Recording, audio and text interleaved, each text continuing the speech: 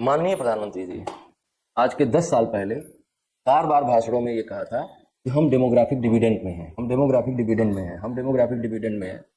ये demographic dividend में 10 साल पहले आप थे और लगातार वो 10 साल उसकी उम्र बढ़ गई ना, 10 साल बढ़ गई होगी अब तक उसकी एज। मतलब कि हम कहाँ जा रहे हैं, हम डेमोग्राफिक डिविडेंड के रीपिंग सिचुएशन में जा रहे हैं। हमारा जो डेमोग्राफिक डिविडेंड है वो पकने की अवस्था में है और अगर हमने उसको एम्प्लॉयमेंट नहीं दिया तो वो डिपेंडेंट पॉपुलेशन में चला जाएगा और एक बार वो डिपेंडेंट पॉपुलेशन में गया तो आपकी आर्थिक स्थिति और ज्यादा खराब हो जाएगी। और इतना गहराई से हमारी सरकार सोच नहीं रही है इस बात को लेकर। मैं चाहता हूं कि हमारी सरकार इस बात को लेकर समझे कि जिस डेमोग्राफिक डिविडेंड का हम दम्भ भरते आ रहे हैं अब ये रीपिंग सिचुएशन में है, अब ये डेमोग्राफिक डिविडेंड पकने की सिचुएशन में है।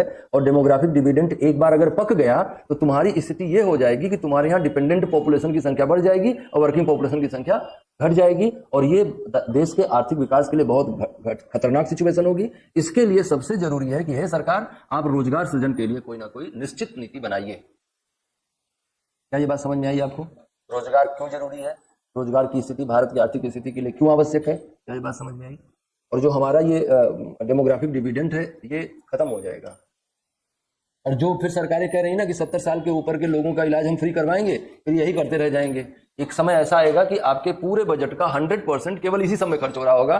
किसी को मुफ्त अनाज बांटने में खर्च हो रहा होगा, किसी की दवाई करवाने में खर्च हो रहा होगा, बच्चों के आंगनबाड़ी पे खर्च हो रहा होगा, सारा का सारा बजट यहीं जाने लगेगा फिर। तो ये जो डेमोग्राफिक डिविडेंड है ये पक के खत्म हो जाए, इससे पहले हमें इसे यूटिलाइज कर लेना चाहिए। इसलिए सरकार के पास कोई ना कोई प्रॉपर पॉलिसी एम्प्लॉयमेंट के लिए होनी चाहिए।